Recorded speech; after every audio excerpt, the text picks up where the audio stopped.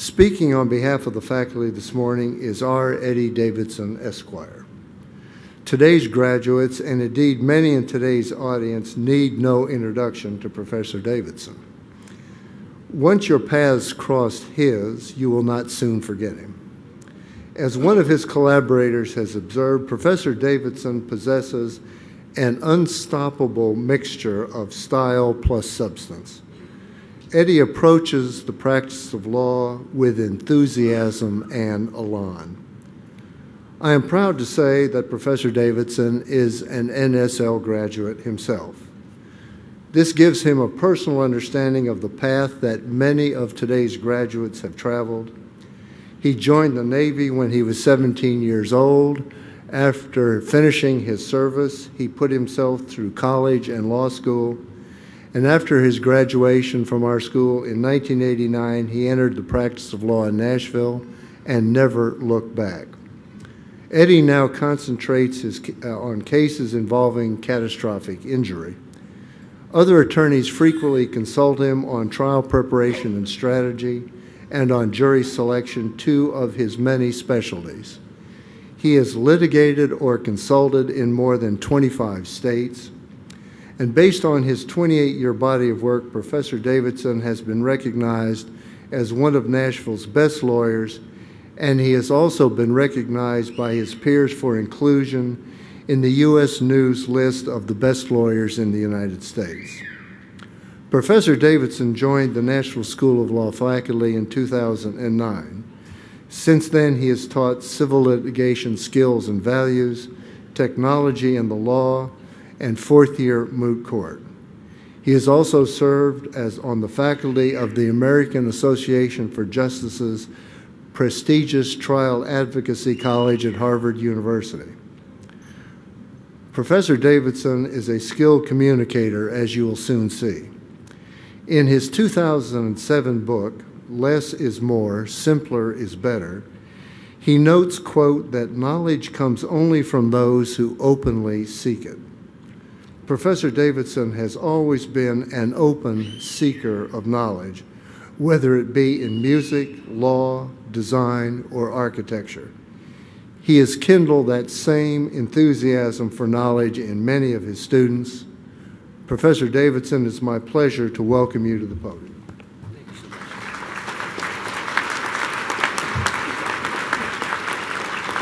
Thank you.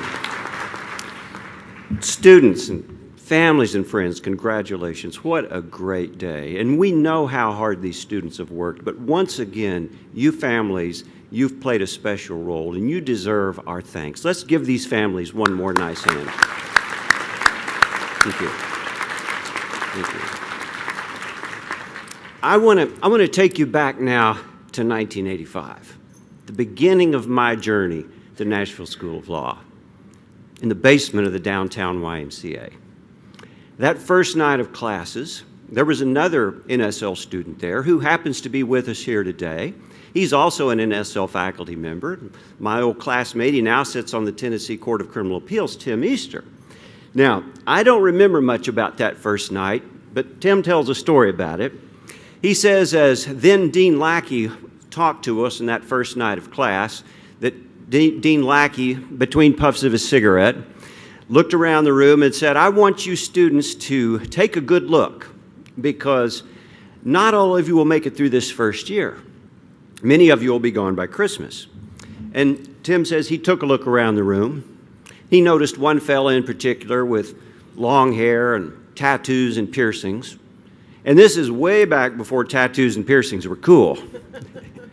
And Tim said, you know, there's one of those that Dean Lackey's talking about. That guy won't last a month. Well, thank you, Tim, for your confidence.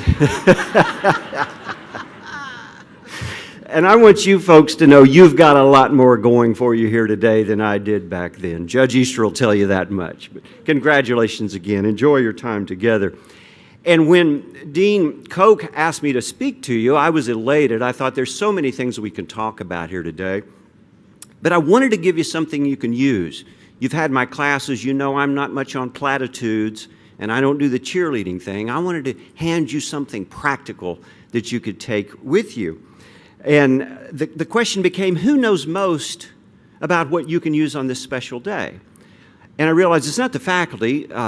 It's been a long time since we sat where you sat, and we don't know everything. And although your friends and family have been with you on the journey, there's another group out there that really has the best understanding of what you've been through, what you're looking at today, and what's ahead for you. And that's the group I reached out to. And of course, I'm talking about recent NSL graduates, the past 5 years of graduates. I thought they would have the answers to something that I could give to you and you could take with you.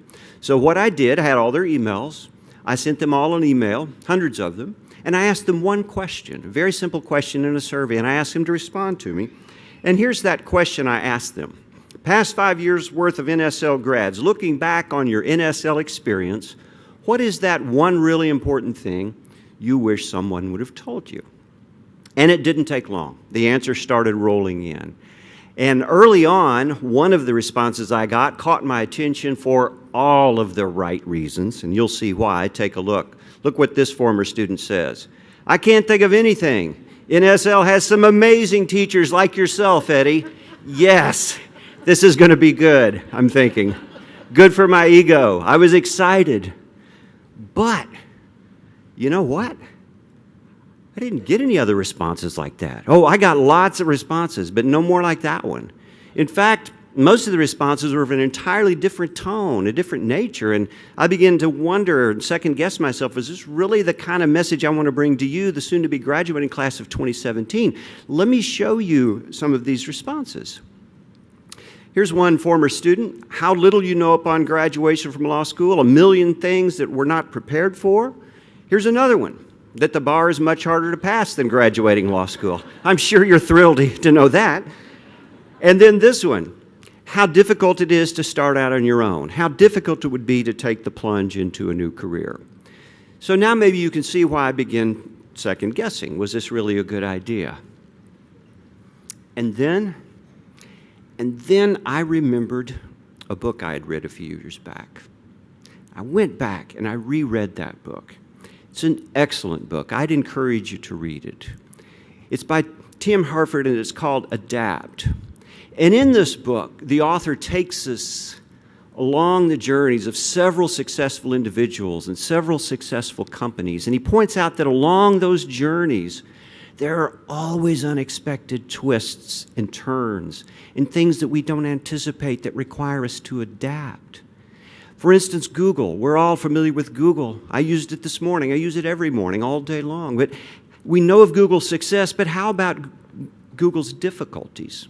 Marissa Mayer is the first female vice president of Google, and she was actually their first female engineer as well. And she's quoted as saying, and you can look it up, Google it, she's quoted as saying that 80% of Google's projects fail, and that's okay, because people will remember us for our successes. And after I reread this book, I went back and I reevaluated these responses from former students. And I saw them in a different light. I became like the kid who hates asparagus as a child but grows to love the stuff as an adult. And these responses that once troubled me, I found myself falling in love with.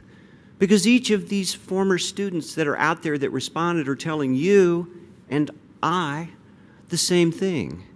And what they're telling us can be condensed and broken down into a 6-word phrase. And you're going to recognize this phrase because you've said it before, and I believe there's magic in this phrase. And here are the 6 words. Here's what they're telling you. This is harder than I thought. Of course it is. You've said those words. You said those words during law school. So did I. In my 28 years of practice, I've said those words countless times. I have no doubt that my good friend Sheila Calloway taking over the juvenile court judgeship here and all the challenges, I'll bet you've said that a time or two, haven't you, Sheila? Of course you have. I'll bet you Clark Spoden, I didn't ask him beforehand because he got here kind of late, but I bet you if I asked Clark Spoden on one of his wilderness treks or scaling Mount Kilimanjaro, Clark, did you ever say this is harder than I thought? Of course. I would go so far as to bet you that everyone on this podium has said these 6 words. I know Aubrey Harwell has. I'd even bet that there's possibly somewhere, could be, a former Supreme Court justice who, after stepping down from a career on the bench and taking over the wheel of a law school, may have said a time or two, "This is harder than I thought."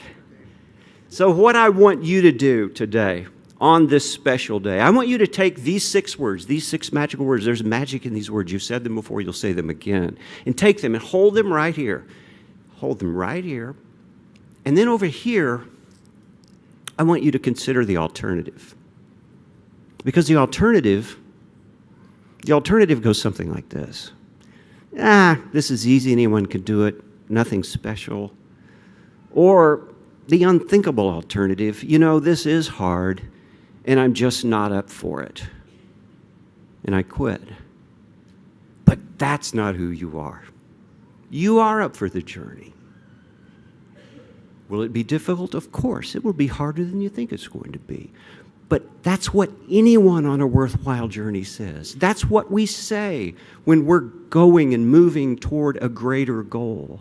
And someday, when you're out there in the practice, and you'll know this moment when it happens, you'll know this moment. Someday you'll be out there serving your clients under the Constitution, navigating the legal system, and maybe your client's lost a loved one or has been wrongfully accused of a crime, and that client will turn to you and express their appreciation for you and what you've done in moving them through this system like you've been trained to do.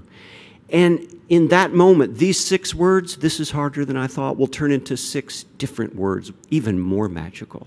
It's when these 6 words turn into these 6 words that you'll know your journey's been worthwhile. Rewards far greater than you imagine. Ask me how I know. So today, on your last day here, think about this. As you go forward on your journey, we'll be watching you.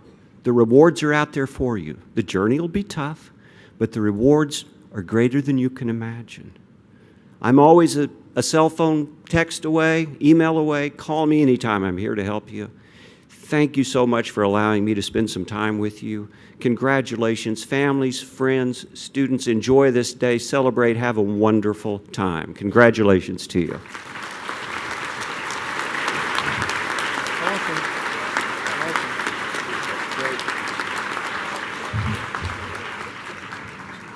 He bore me